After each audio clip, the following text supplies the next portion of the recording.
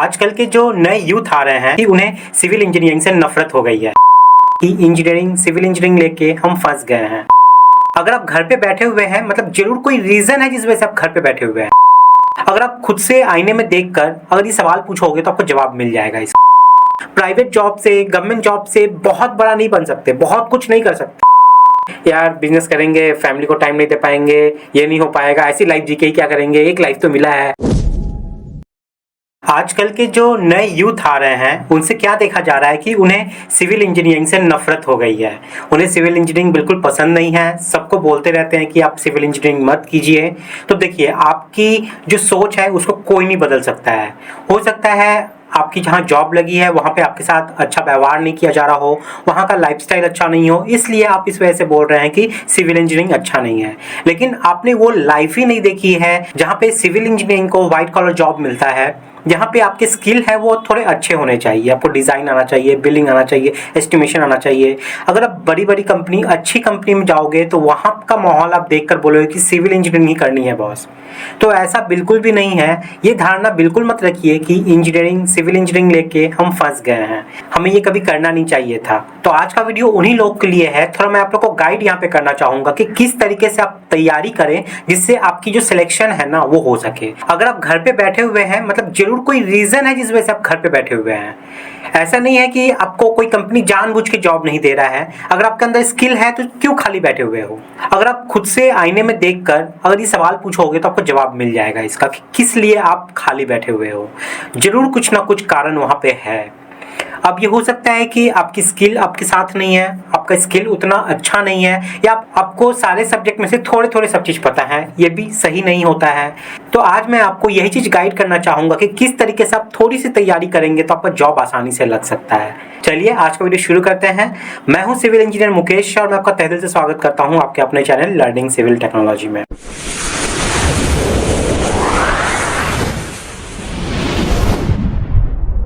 तो सबसे पहले लोग बात करते हैं यहाँ पर गवर्नमेंट जॉब और प्राइवेट जॉब को लेकर। अब देखिए, सब कोई तो गवर्नमेंट जॉब में जा नहीं सकते हैं ना, जिसको लेकर लोग गवर्नमेंट को ब्लेम करते रहते हैं कि जॉब नहीं है, जॉब नहीं है। अब इतना तादाद में जब जनसंख्या बढ़ रहा है तो उसके कंपैरिजन में जॉब उतना निकालना मुश्किल है ना बॉस। ये चीज हमें समझना चाहिए। जो पढ़े लिखे नहीं है वो नहीं समझते, लेकिन जो पढ़े लिखे हैं वो तो इस बात को समझो। सब कोई गवर्नमेंट जॉब ही करेगा तो प्राइवेट जॉब कौन करेगा। अगर सब कोई प्राइवेट ही जॉब करेगा, गवर्नमेंट जॉब करेगा, तो खुद का स्टार्टअप कौन करेगा, खुद का बिजनेस कौन करेगा। ये बात भी सोचने वाली है ना, क्योंकि आप प्राइवेट जॉब से गवर्नमेंट जॉब से बहुत बड़ा नहीं बन सकते, बहुत कुछ नहीं कर सकते अपने लाइफ में। तो ये सब चीज आप किससे कर सकते हो, बिजनेस से कर सकते हो। कंस्ट्रक्शन लाइन में आकर आप, बहुत कोई ऐसे मेरे फ्रेंड है जो घर बना रहे हैं, कंस्ट्रक्शन लाइन में जुड़े हुए हैं और लाखों का लाखों कमाते हैं, बहुत कमाते हैं। और एक तरीके से देखा जाए ना तो ये जो बिजनेस होती है ये क्या चीज होता है, आपके पुश्तों के लिए, आपके बच्चों के लिए, आपके आने वाले जो यंगस्टर हैं उनके लिए एक बना बनाया दुकान है। अगर आप मान लो गवर्नमेंट जॉब कर रहे हो, अगर मान लो आप प्राइवेट जॉब कर रहे हो, आप 50 साल तक कर लिए, 55 साल तक कर लिए, 60 साल तक कर लिए, लेकिन जब आपका बच्चा होगा ना वो वापस से जीरो से स्टार्ट करेगा। वो जो आपका बच्चा होगा वापस से जीरो से स्टार्ट करेगा, वो वापस से जॉब खोजेगा, ढूंढेगा, मिलेगा तो मिलेगा, नहीं तो फिर घर पे बैठेगा। यही होता है ना कहानी। लेकिन अगर आप कोई कंस्ट्रक्शन कंपनी खड़ा करते हो तो मान लीजिए कंपनी को आप 50 लाख के टर्नओवर तक ले गए। मान लीजिए सालाना आपका टर्नओवर जो 50 लाख है, 50 लाख नहीं भैया, 10 लाख है, 5 लाख है, 3 लाख है। लेकिन जब आपका बेटा उस बिजनेस को पकड़ेगा तो वो वहां से स्टार्ट करेगा, 3 लाख से, 50 लाख से, 10 लाख से। ये नहीं कि वो स्टार्टिंग से करेगा। नौकरी में आप स्टार्टिंग से आपका बच्चा करने वाला है, लेकिन बिजनेस में नहीं करने वाला है। आप जहां पे छोड़ के जाओगे वहां से आपका बेटा उसको खड़ा करेगा, बड़ा करेगा। तो एक बहुत बड़ी सौगात होती है बिजनेस। तो हमेशा बिजनेस माइंडेड रहिए, ठीक है। हम लोग सोचते हैं ना कि यार बिजनेस करेंगे, फैमिली को टाइम नहीं दे पाएंगे, ये नहीं हो पाएगा, ऐसी लाइफ जी के क्या करेंगे, एक लाइफ तो मिला है। ये सब बिल्कुल गलत चीज है। अगर ये सब चीज अगर आपके मन में आ रही है तो आप देश को आगे नहीं ले जा रहे हो, आप पीछे ले जा रहे हो। तो सबसे पहला काम क्या है, आपको खुद को समझना है कि आप क्या चीज कर सकते हो। अगर आप बहुत एक्स्ट्रा ऑर्डिनरी हो, आप एग्जाम को अच्छे से क्लियर कर सकते हो, थियोरेटिकल ओरिएंटेड हो, तो आप गवर्नमेंट जॉब की तरफ जा सकते हैं। आप तैयारी कीजिए, आपका निकल जाएगा। आप बहुत ज्यादा मेहनती हैं, दिमाग से भी तेज है, तो आप बिजनेस की तरफ जा सकते हैं।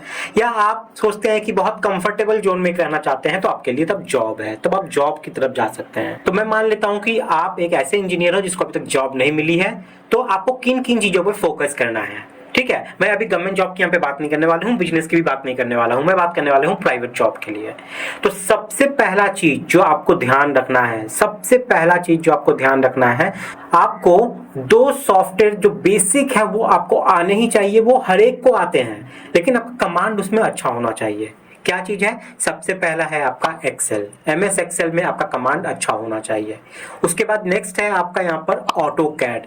ये सिविल इंजीनियर के लिए एकदम बेसिक टूल है जो आपको डेली यूज करना है। ये जो 2 सॉफ्टवेयर मैंने बता दिए, एक्सेल और दूसरा जो है हमारा ऑटो कैड। अगर आप जिंदगी में कोई सॉफ्टवेयर यूज करो ना करो, अगर आप एक सिविल इंजीनियर हो, एक सुपरवाइजर हो, कोई भी हो, साइट पे काम करते हो ना, तो एक्सेल आपको यूज करना ही पड़ेगा, ऑटोकैड आपको यूज करना ही पड़ेगा। डायमेंशन चेक करने के लिए करना पड़ जाए, एरिया निकालने के लिए करना पड़ जाए, कुछ भी ड्राइंग देखना है उसके लिए करना पड़ जाए, लेकिन करना तो पड़ेगा बॉस। तो आपको एक्सेल करना ही है, क्योंकि आपको रोज रिपोर्टिंग करनी है बॉस अपने सीनियर को। ठीक है, अगर आप बड़े हो तो आपको अपने ऊपर वाले को रिपोर्टिंग करनी है।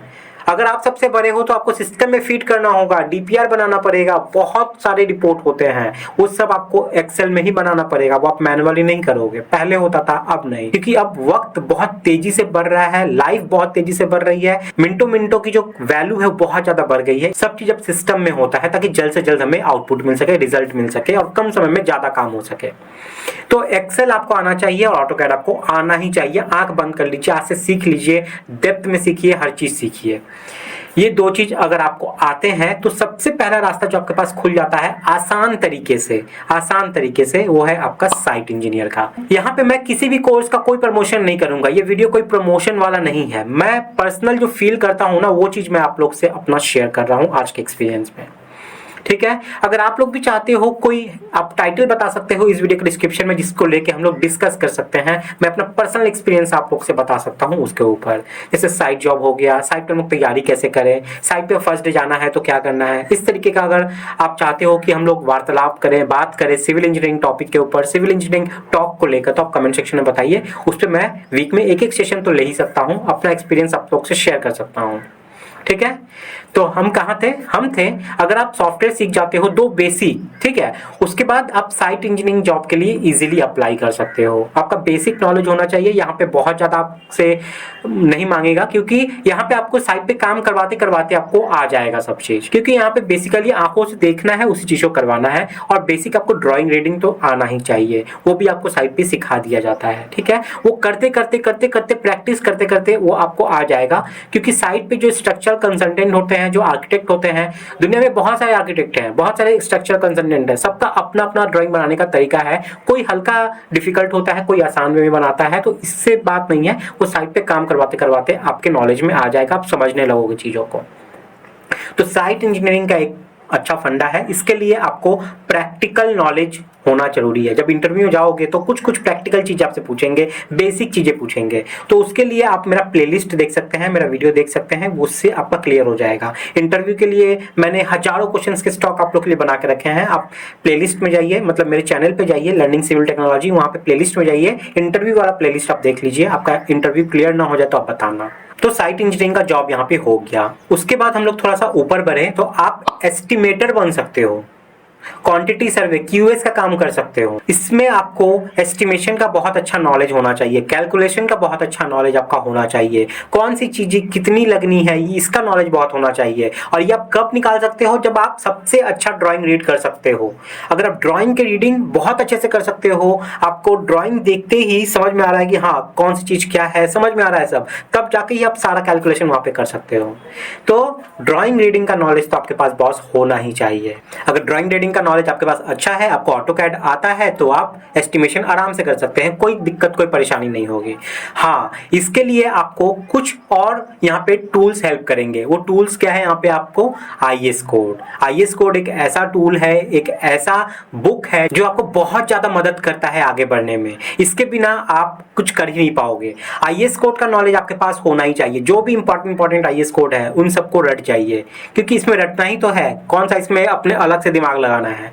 कुछ कुछ चीजें यहाँ पे समझनी है। अगर आईएस कोड से इंपॉर्टेंट पॉइंट्स भी चाहिए तो उस पर मैंने वीडियो बनाए हुए हैं, आप इंटरव्यू वाले प्लेलिस्ट में जाकर देख लीजिए। आईएस कोड वाले एक प्लेलिस्ट हो जाएगा, उसमें जाकर देखिए इंपॉर्टेंट पॉइंट्स को मैंने वहाँ पे बताया है, आप लोग को आप वहां से समझ सकते हैं। तो आईएएस कोड का नॉलेज भी आपका होना चाहिए अगर आप एस्टिमेशन किसी रोल के लिए अप्लाई करना चाहते हो किसी कंपनी में। तो मेरा कहने का मतलब क्या है यहाँ पर कि आप एक पर्टिकुलर चीज में खुद को ले जाइए। ये नहीं कि आपको एस्टिमेशन भी सीखना है, बीबीएस भी सीखना है, वो भी सीखना है, वो भी सीखना है, नहीं, आपको हर चीज नहीं सीखना है, आपको एक पर्टिकुलर चीज में सीखना है। देखिए एक समय आने के बाद तो आपको करना ही पड़ेगा, लेकिन इनिशियल स्टेज में मैं आपको बता रहा हूँ। तो एस्टिमेशन का एक पार्ट हो गया, ठीक है। अब बहुत कोई यहाँ पे बिलिंग से रिलेटेड चीजों को सीख सकते हैं। बिलिंग अगर आप कर रहे हो तो भी आपको आईएएस कोड जानना ही है, ठीक है। आईएएस 1200 जो है मोड ऑफ मेजरमेंट, वो आपको पता होना होगा। सीपीडब्ल्यूडी के बहुत सारे नॉर्म्स आपको पता होने होंगे।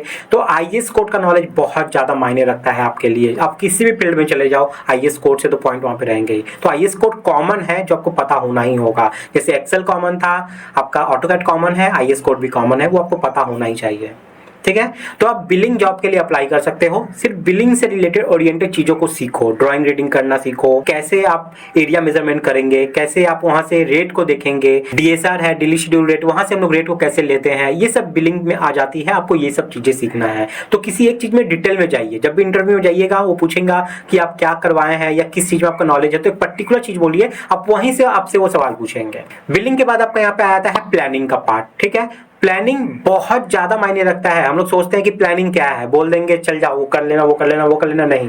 प्लानिंग बहुत बड़ी चीज है। जब हमारा प्रोजेक्ट चालू भी नहीं हुआ रहता है, जब हमारा बिलिंग चालू भी नहीं हुआ रहता है ना, जब हमारा एस्टिमेशन चालू भी नहीं हुआ रहता है, उससे कई ज्यादा पहले, कई सालों पहले प्लानिंग चालू हो जाती है किसी भी प्रोजेक्ट की। तो प्लानिंग बहुत ज्यादा इंपॉर्टेंट है। और अगर आप प्लानिंग जानना चाहते हैं तो आपको बेसिक इंडिया में 2 सॉफ्टवेयर आपको यूज करना आना होगा। देखिए एक्सेल तो है ही, ऑटोकैड तो है ही, वो तो आपको करना ही है, लेकिन एमएसपी माइक्रोसॉफ्ट प्रोजेक्ट, इसमें आप प्लान करोगे, सारे वर्क की गतिविधि को आप प्लान करोगे, कौन सा वर्क पहले होगा, कौन सा वर्क बाद में होगा, ठीक है, या कोई वर्क साथ साथ चलेगा तो कैसे चलेगा, कौन सा वर्क कितने दिनों तक चलेगा, ये सब चीज हम लोग इसमें ट्रैक करते हैं। हमारा कोई काम डिले तो नहीं हो गया है, अगर डिले हो गया है तो उसको वापस से ट्रैक पे कैसे लाएंगे, ये सारा चीज हम लोग ट्रैक करते हैं। उसमें रिसोर्स को देखते हैं कि रिसोर्स की वजह से कोई काम तो नहीं हैम्पर हो गया, अगर कोई हैम्पर हो गया तो वापस से किस रिसोर्स को बढ़ाकर हम लोग उसको वापस से टाइम पे ला सकते हैं, ये सब चीज को ट्रैक करना। कॉस्ट को देखना कि हमारा कॉस्ट तो ज्यादा नहीं लग रहा है, कॉस्ट को भी ट्रैक करना। और ये सब डेली बेसिस पे होता है, सब डेली बेसिस पे हम लोग करते हैं कि आज हमारा इतना रुपया लगा, इतना रुपया काम हुआ, ये सब चीज ट्रैक होता है हमारा, सब चीज एमएसपी में और प्राइमावेरा P6, ठीक है। ये 2 सॉफ्टवेयर जो है ना, ये अगर आपको आते हैं तो आप प्लानिंग सेक्टर में बहुत आगे जा सकते हो। और प्लानिंग हाई पोस्ट में बहुत ज्यादा जरूरी होती है। किसी प्रोजेक्ट के आप डीजीएम हो, प्रोजेक्ट मैनेजर हो, कुछ भी एग्जीक्यूटिव पोस्ट पे हो, तो प्लानिंग आपको नहीं आएगी तो आप नहीं जा पाओगे उस पोस्ट पे। इसलिए प्लानिंग बहुत बड़ा रोल प्ले करता है वहां पे। तो इस बात का भी आप ध्यान रखिएगा। प्लानिंग के बाद आपका आता है क्वालिटी कंट्रोल और क्वालिटी एश्योरेंस का।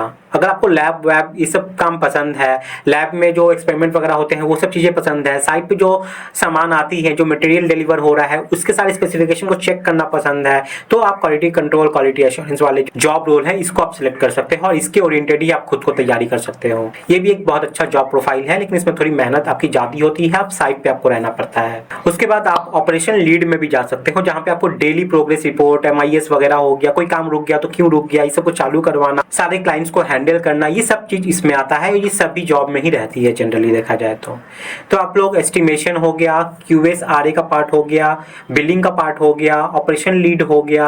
इसके साथ ही मैं एक चीज बताना भूल गया, BBS इंजीनियर। बहुत सारी कंपनी होती है जो सिर्फ BBS इंजीनियर को मांगती है, स्टील के कैलकुलेशन के लिए मांगती है, रिकंसिलेशन पूरा करना है प्रोजेक्ट का, उसके लिए इंजीनियर मांगती है। तो BBS इंजीनियर भी एक बहुत अच्छा स्कोप है, आप सिर्फ BBS को लेकर ही सीख सकते हैं, उसके फील्ड में ही जा सकते हैं। बहुत सारी कंपनी बहुत अच्छे पैकेज देती है इसके लिए, तो आप BBS इंजीनियर भी यहाँ से बन सकते हैं। समझ में आ गया?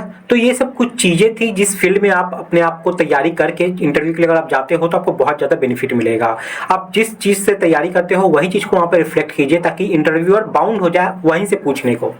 क्लियर हो गया ना मेरी बात? तो आज का सेशन यहीं पे एंड करते हैं। अगर आपको ये थोड़ा भी हेल्पफुल लगा हो तो इसको शेयर कीजिएगा, ताकि जो कंफ्यूज्ड हैं उन लोग को ये चीज थोड़ा हेल्प कर सके। और अगर आप चाहते हो कि इस टाइप के सेशन मैं आप लोग के लिए लाऊं, इसमें मैं आप लोग से बातें करूं कि किस तरीके से सिविल इंजीनियरिंग की लाइफ को और आसान बनाया जा सकता है, कहीं आप इंटरव्यू देने जा रहे हो तो कैसे उसको और आसान बनाया जा सकता है, आप टाइटल डाल सकते हैं इस वीडियो को कमेंट सेक्शन में, ताकि मैं उस पर थोड़ा वर्कआउट करूं और आप लोग के लिए वीडियो बनाऊं। तो गाइस आज के लिए इतना ही है, मिलते हैं नेक्स्ट वीडियो में फिर किसी न्यू टॉपिक के साथ। तब तक के लिए बाय, टाटा, जय हिंद।